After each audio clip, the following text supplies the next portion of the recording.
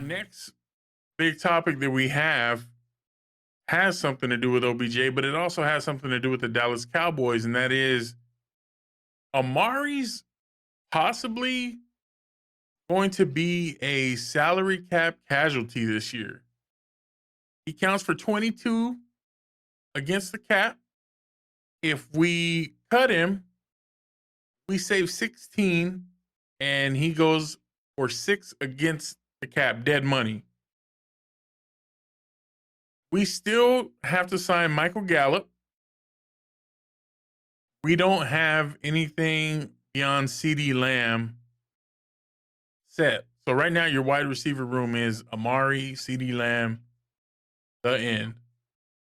I mean, maybe Simi Fehoko, but you have Michael Gallup that needs a contract, Cedric Wilson that needs a contract, and I believe Noah Brown is there, but I also think he needs a contract. I mean, we don't have depth right now. Would you, if you're the Cowboys, look into, okay, if we do have to get rid of Amari, maybe looking into bringing in OBJ as a cheaper option? Or are you going to try to draft somebody? Or are you going to try to pick up another cheap free agent and see if we can do a 1-year prove-it deal while you're trying to figure out who Amari's replacement's going to be long-term? Like, how would you guys handle that? You just said he blew his ACL. Why the hell would we pick up OBJ? I mean, he's had his injuries, but at the same time, you're looking at somebody that's still got, he's obviously still got it because he was helping the Rams make it in. I'd rather pick up T.O. than pick up OBJ. That doesn't make sense. T.O.'s like in his 40s. I don't give two shits. He's healthy. What's to say T.O.'s going to run one route and pull his hamstring? He's in his 40s. He's healthy right now. Is what I'm saying. Football. That makes no sense. It makes all the sense. Emotional. It makes all the sense, sir. You got CTE, bro. We're going to have to get you checked out. No, I don't. No. You have CTE for this damn question. So I mean, if you have to get rid of your number one, why wouldn't you take a flyer on OBJ? Now, I don't know what his availability would be from the injury, but if you're looking to have a replacement and you don't think you can bring Amari and keep Michael Gallup's another guy that's hurt. So you have a lot of questions going into what are you going to do about the wide receiver position, period. And if you can get OBJ on a deal, would you consider it instead of trying to find it elsewhere if you let Amari go? I would, if it was me, I would see what my options were to not let him go. I would rather keep Amari and see what else I could move around to keep him here. I mean, you can restructure him. You can restructure him, but he's going to cost you more later on. I mean, I would rather try to do that than try to pick up. First and foremost, I agree with J-Hat. I wouldn't pick up OBJ only because of the fact that he is injury prone. Now, I know, like you said, he gets past his injuries. He's proven that he can still play. He has done that. He's shown it with the Rams. And he came in mid-season, I think, or if not a little bit later than mid-season. So the guy can still play, but would I say, I'll release Amari and pick up OBJ right off the rip? No. Hell no. There's no way in hell I would do that. I would, if I'm part of the organization making that decision, I'm going to see what I can do to keep Amari here, as opposed to let's let him go and figure out what else we could do. That's just me though. That's what I would do.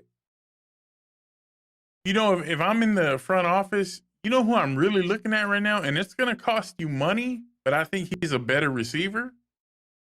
I'm looking at Devontae Adams, who doesn't have a contract. He doesn't, huh? Oh, he does not. You know, when we end up paying a quarterback and a running back that don't do shit, it puts us in a position to where we can't pick up guys that we actually freaking need. Watch, I guarantee you in the draft, we're going to end up drafting wide receivers. We're going offensive line Why? in the draft. I would hope so. No. Because it don't matter how many you saw it this year. It don't matter how many good receivers you have. Wilson, Fact. Gallup, CD, Amari. If you can't get the damn ball to them, don't matter. Watch and see. Watch and see. I feel like we're going mostly offensive line, but like I said, Devontae Adams, I'd definitely reach out to him and I'd be like, okay, I'll give you the same kind of deal that we gave Amari. We'll pay you $20 million. We'll give you the $20 million. I'd rather put my money in that $20 million Jerry, into that Jerry, guy. make sure you taking notes. Jerry, make sure Right. you taking notes. I'll give that guy $20 million a year because he shows up. Amari Cooper's great when he's interested. Amari Cooper's great when he's checked in.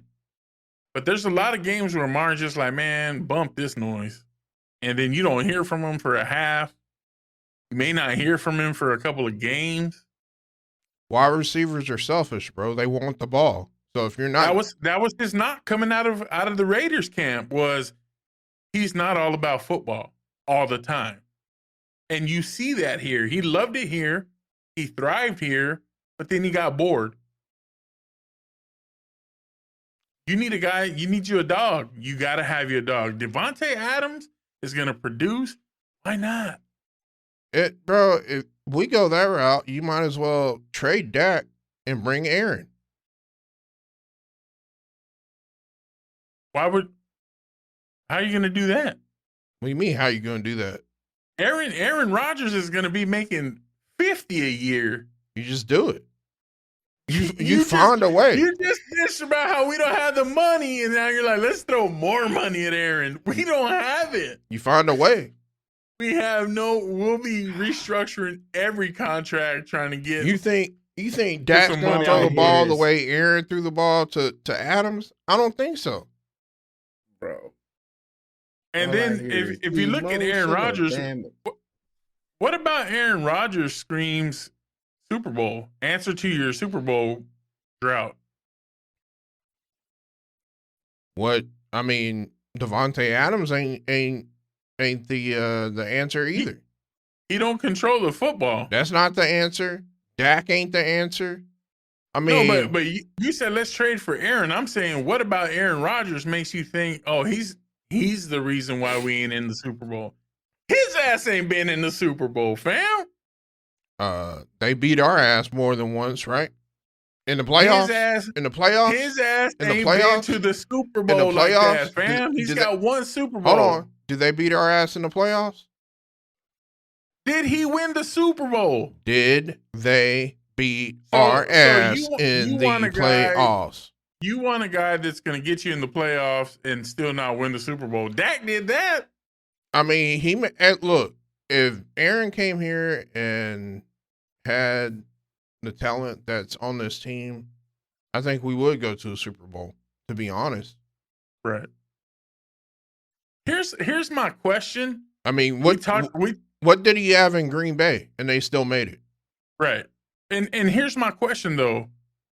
We talked about it throughout the year. It was a running question that we had was, are these Cowboys legit or are they fugazis? I was talking to my wife and we kind of had that conversation and I told her, what if, because we're in Dallas and we're invested in that team and we're in their market, what if we just overvalue the players we have and we're like, well, we know their names, so they got to be household names. We do. I could tell you that right now. We do. Kind of like what you just brought up, the whole conversation about. Look at the depth or the wide receivers that we have. We have Michael Gallup. We have Cedric Wilson. We have so and so and so. To be honest, the rest of the world only knows two names from the Dallas Cowboys receiving corps, and that's Amari Cooper and CD Lamb. That's it. That's it. Nothing else. So we look at these other guys like Cedric. Oh man, Cedric Wilson is a great wide receiver. I would get him the hell out of here along with Michael Gallup and the rest of them clowns so I could keep Amari here. It's as simple as that. But But they're again, if gonna I they're gonna say have to either be signed or released. They're out of contract. They're free agents. So it don't well, there matter you what you go. do now. Exactly. So that's what I'm saying. We as Cowboy fans, especially Cowboy fans in the era that we grew up, we hold the Cowboys to a certain standard Right. that, oh, they have to be. We don't want to see no more fucking playoff Cowboys. We want to see Super Bowl. We want to get back to where we were in the 90s. I'm just going to put it out there. That's what we want. All of us as Cowboys fans, we want that. So we expect our quarterback to be a certain way. We expect our running backs to play a certain way. We're never going to Right. get another Emmitt Smith. We're never going to get another Troy Aikman. We're never going to get another, Larry Allen. We're not going to get those guys. Those were once in a lifetime players. There's only one Larry Allen. There's only one Emmitt Smith. There's only one Troy Aikman. You can't duplicate those players. So we can wish all we want, but until we get to that place again, that's kind of like when we had that conversation earlier this year to where it was like, what will finally convince you that this team is legit? And Jay said it very clearly. Jay said, until we get to the Super Bowl, prove to me that we're a good team. We'll be a good team when we're at the Super Bowl. Is that the only thing that makes us a good team? Because shit, we had 12 and I don't even remember what our record was. 12-5 season. So we had a better record than most fucking teams in the NFL. Those are facts. And still But got then Super everybody's Bowl. going to turn around and everybody's going to turn around and say, because we hold them to such a high ass fucking standard, who did we play? What did we do? We won 12 fucking games. Don't forget that. If we would have handled business against Denver and the Raiders, and we damn sure handled business against KC and couldn't score no damn points, those 3 wins, bro, they make you the number 1 seed. And I tell you what, even if we would have done that, even if we would have done that, and we made it to the playoffs, and let's say we even made it to the NFC Championship, you would still have Cowboy fans, mind you, say we ain't worth a dog's piss because we didn't make it to the Super Bowl. It's as simple as that. But that's what I'm saying is, are we just too close to the situation to not see? I don't think anybody from other fan bases is like, oh shit, I wish I had Zeke.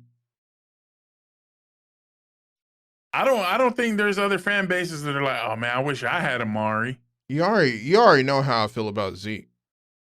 Right. That's been clear, and I can tell you, ain't nobody is knocking down his damn door to be like, hey Zeke, come run the ball for me. Nope. And you said, oh, nobody knows anybody in that wide receiver room except CeeDee Lamb and Amari Cooper. We look at those guys and we're like, those are damn good wide receivers. Would we not all agree on that? Yeah. Jay, would you agree? They're okay. They're all right. Dak's best receiver this year was fucking Dalton Schultz. A tight end. Well, you gotta understand too, though. Like, we've always been a tight end heavy team. We've always had. Yeah, we had Novacek. Garrett. I know, but we had Novacek. Then when Novacek was gone, we had Chad Henning, I believe, and then after that, Chad Henning played defense. We had I can't think of the guy's name. He looked like Chad Henning. They look like twins. Jason Witten? He was an Air Force. He went like I think he was an Air Force guy or some shit. And then after that, we had Witten for God knows how long. And it was. But even in those eras, when you say Jay Novacek, that was in the era that we had Michael Irving, Alvin Harper. You know? Yeah. So, and those are the only 2 names that I can remember from that receiving core. And I know we had all that matters. Right. Exactly. It always boiled down to 2. Well, you always have a number 1 and a number 2. That's it. And we supposedly have a number 1 and a number 2. You have an X and a Z, and our tight end is the one making the plays. That's a problem. I'm just saying. And then back in those days, we also used to use the fullback, but we don't do that anymore. R.I.P. Moose. I mean, he's still alive, but bro, look, Emmett had a quote, and I can't find it right now. That's what I've been looking for. But I know what you're gonna say. what? The Emmett quote. I saw it. I saw it, yesterday. but it disappeared. So I don't know word for word what it was, but he said something along the lines of,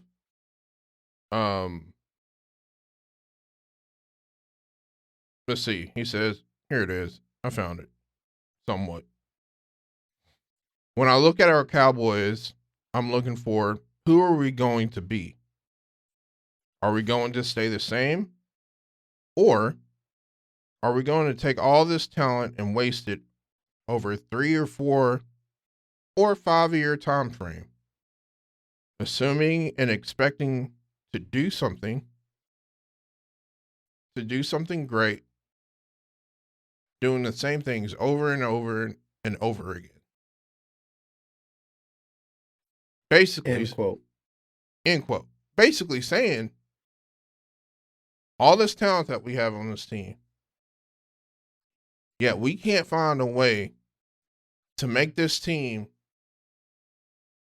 the team it was back in the 90s. Right.